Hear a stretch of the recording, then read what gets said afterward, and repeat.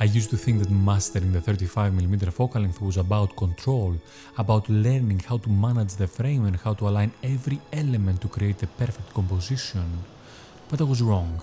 Not because creating strong composition is wrong, but because chasing them blindly almost destroyed my photography. Because in that process I stopped seeing. But mistakes are there to teach us, and those mistakes made me realize that 35mm photography had a lot more to offer than clean, almost dry frames. In my not so early experience with different focal lengths, probably 6-7 years after I started photography, I became obsessed with structure. I was thinking about layers, balance and where everything should go, but in a superficial way. I was trying to make sense of the scene as if it was something still, as if it existed in a fixed moment and it will stay that way forever. But the more I approached photography like this, the more I felt that something was missing, because life is not composed, it moves in moments. My transition from longer focal lengths, lenses that naturally lead to more controlled, almost stiff compositions, to the 35mm taught me something that doesn't always come naturally. It taught me to let go of control. Instead of forcing the frame, I had to observe it. I had to trust that something would happen.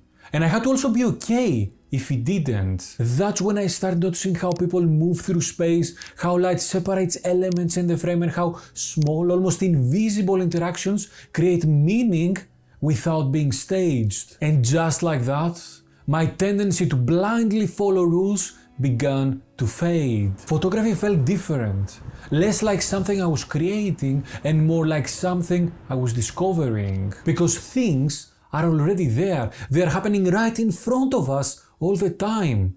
And until we learn how to pay attention, we are blind to them. That's why in photography we need to slow down, we need to reduce the clicks and increase the feeling, the connection, the meaningful alignments that only reveal themselves to the trained eye. And once I understood that, I thought I had finally figured it out, but I hadn't. Because letting go of control was only the beginning. When I started photography, I was obsessed with rules. And I think most photographers go through this phase in the beginning because rules give you something important. They give you structure, they give you safety, and they make you feel that you're doing things correctly.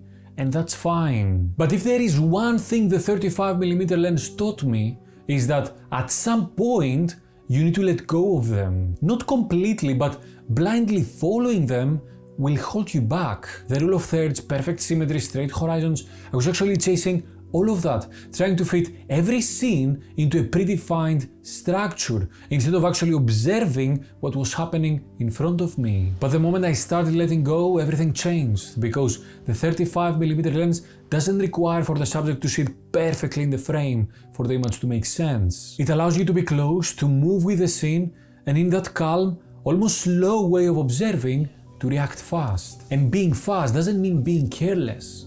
It means being free. Free from overthinking, free from forcing composition, free to focus on the moment, because when the moment is strong, the rules become irrelevant. A slightly tilted horizon, it doesn't ruin your image.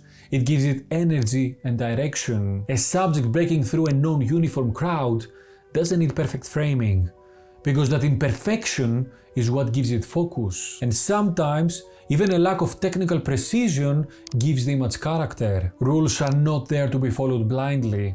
They are there to be understood and then forgotten. Because when the moment happens, you're not thinking of them, you are simply seeing it.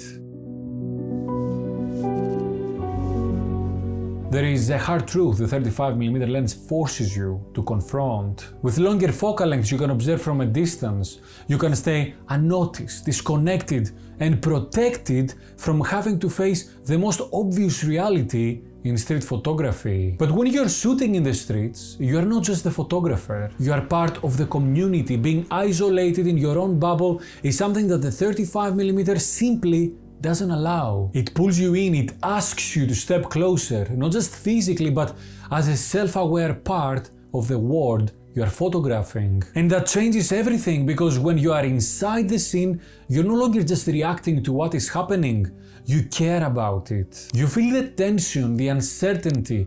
The presence of the moment is guiding your camera. And that can be uncomfortable. There were times when I hesitated, when I felt exposed, when I wasn't sure whether I should get a photo or not. But that discomfort is the point, because that's where honesty comes from. That's where the image stops being just a plain depiction of what you see and becomes real, something felt. And that's when I started to understand that the 35mm lens is not just teaching you how to see the world, it's teaching you how to engage with it. And that was the third lesson, not how to get closer, but how to truly be a part of it.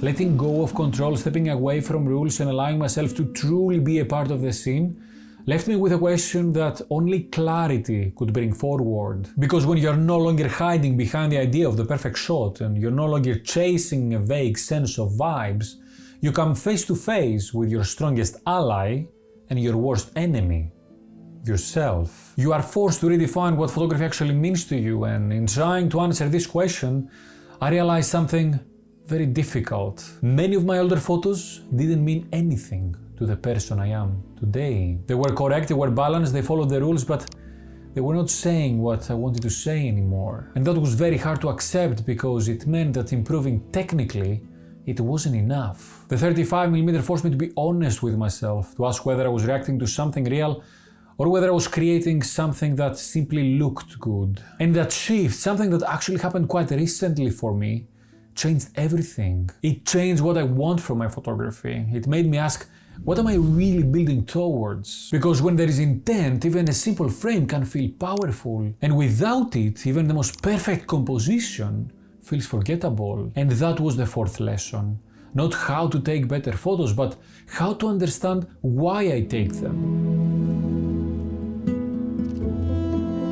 Understanding that purpose comes before everything else in the frame made me realize that everything I thought mattered in the frame actually didn't. Not every element needs to be perfect, not every composition needs to be balanced, not every image needs to be complex. Because when something truly matters in a photograph, you feel it instantly. It doesn't need to explain itself.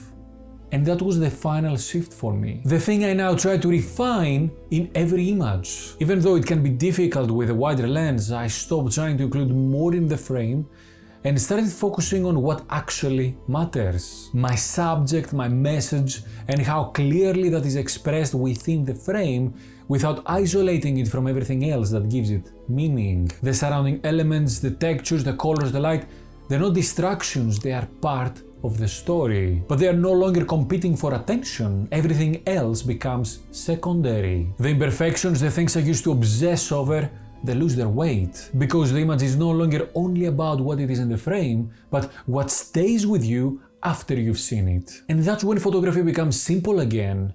Not easy, but clear. That was the fifth lesson. Not how to simplify the frame, but how to understand what matters in it.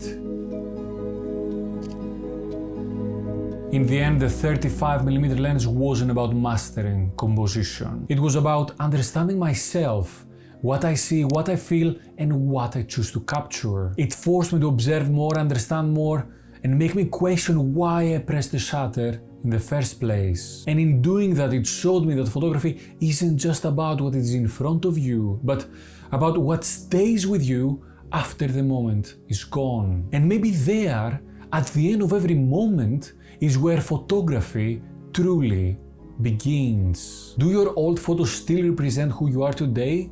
How has your why changed over time? I would be very interested to discuss it with you down in the comments. If you enjoyed the video, hit the like button, subscribe with the bell, or become a member to support the work behind these films. And if you want to know the real difference between the 35 and the 50mm focal lengths, click and watch this video next.